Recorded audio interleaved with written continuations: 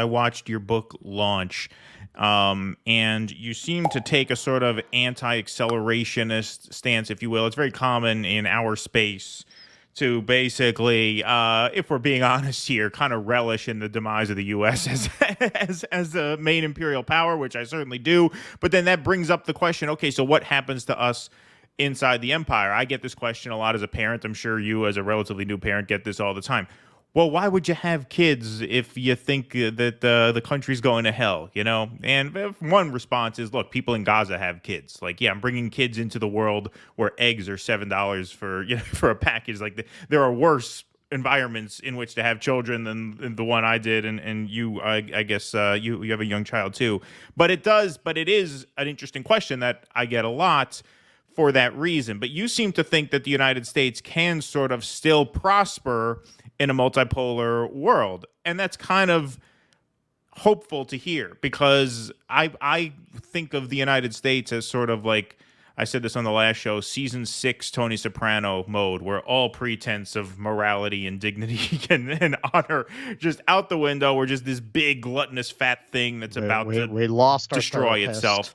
Exactly. And so how do you see the United States functioning, integrating into a multipolar world, and still prospering here? Because I think that is really missing from the discourse in our camp. Like, it's one thing to see the empire crumble and take some pleasure in that, as I no doubt do.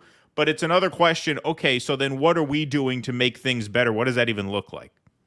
It's such a big question, but I think it's so interesting and important to ask that right now, because we are living through the change. We are living through an Right. evolution in the way the world works and the way that we relate to each other.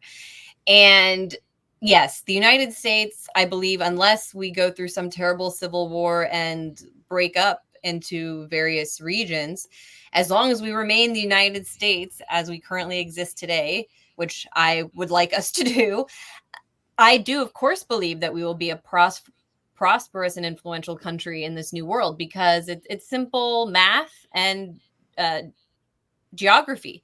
Look at a map of the world. The United States is huge. We have tons of natural resources. We have tons of human potential. So much that, I mean, we have been taught to hate ourselves, and, you know, for legitimate reason, we have sort of shame about being the United States, that we forget all of the good things that we have brought to the table as humans and throughout history, including, I think, our Constitution, if we return to it, is actually an incredible document, what we brought in terms of human rights and what the state can be, what it should exist to protect the rights of individuals. If we returned to that, I think things could be great. But yes, if we got away from zero-sum interventionist ideological politics when it comes to international relations, we accept that our banks, and by the way, a lot of it has to do with just restructuring our relationship to the banks and industry in our own country, because those are the people driving this policy, right? It's not the American people.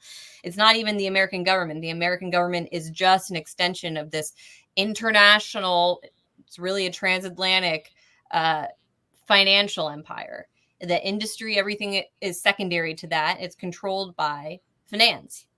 So if we started to think about and how we relate to our own economy differently and tamp down the power. I mean, that was Bernie's message, right? We need to break up the banks. We need to break up the corporations. I think we should look to Venezuela for the model of not socializing necessarily the entire economy all at once, because that hasn't really worked throughout history, but nationalizing natural resources in the United States. I think we're ready for that conversation. Alaska does it.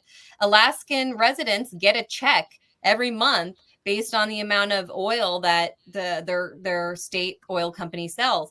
Why isn't the rest of the United States on that model? Why aren't we talking to native tribes if they would like to, there's all these tension between Washington and corporations and native tribes over exploiting resources. Well, what if the tribes had a stake in it and wanted to do it themselves instead of, outside government coming in? And nobody trusts, some worker in Washington coming to mess up their ecosystem, because no one believes that they'll actually work to protect it. But if people and communities that, might have natural gas or different resources actually had a stake in those, in that wealth, then I think things would start to change. And if we were, really restructure ourselves as a country in that way and started to look at the rest of the world instead of just a bunch of enemies everywhere as countries that we could relate with and exchange with, really just on the basic principles of common interests and, what do you need? What do I have? How can we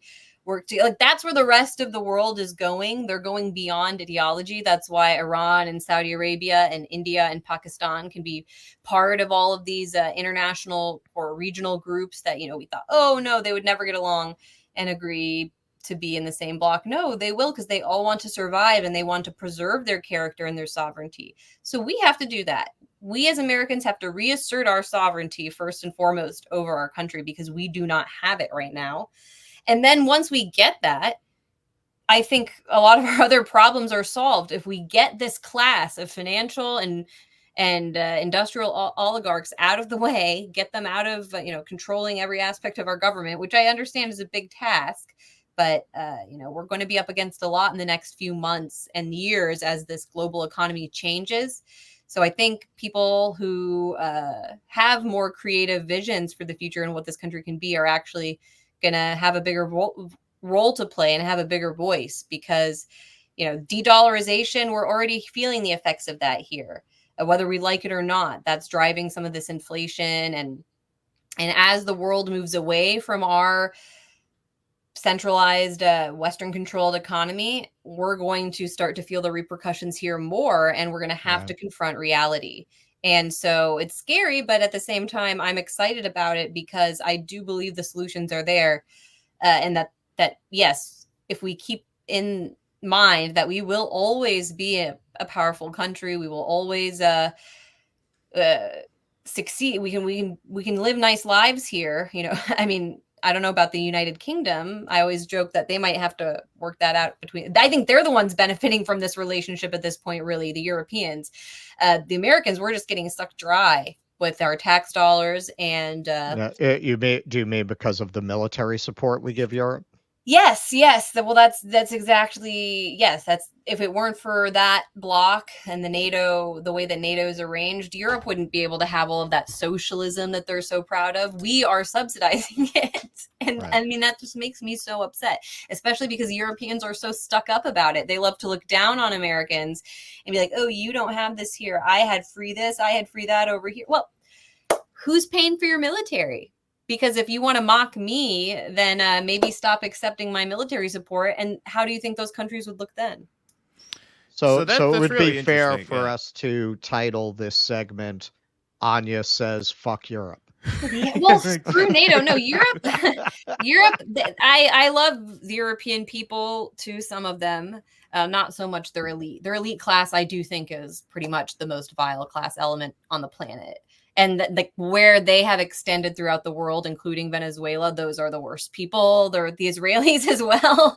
It all comes back to that class of European elite, and they need to have a reckoning. They've been treating the rest of us like a host, and they act like parasites. So I'm over that. I think everybody's over that at this point.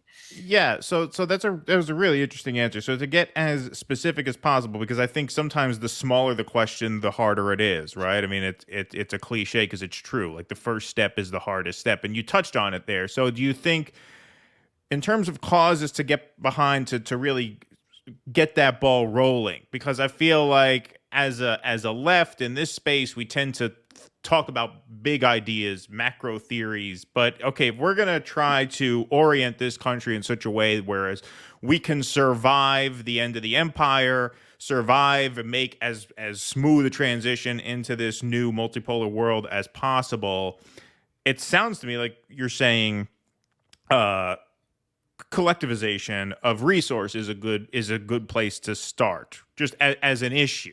Like, as a step, is okay, what's the first step we take towards doing this?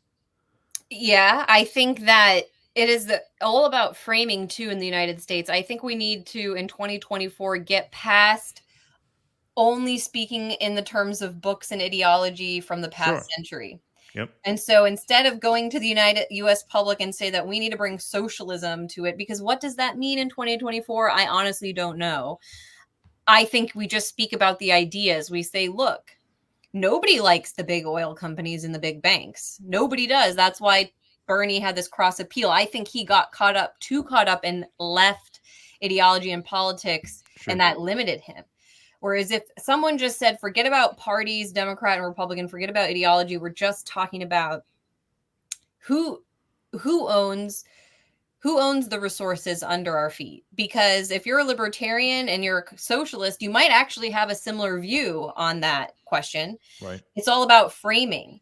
And if we just get into the framing of soak the fat, I mean, I have a book over there about Huey Long, a great populist politician out of Louisiana at the beginning of the last century. And his slogan, I think, was something along the lines of like, soak the fat cats and every man can be a king.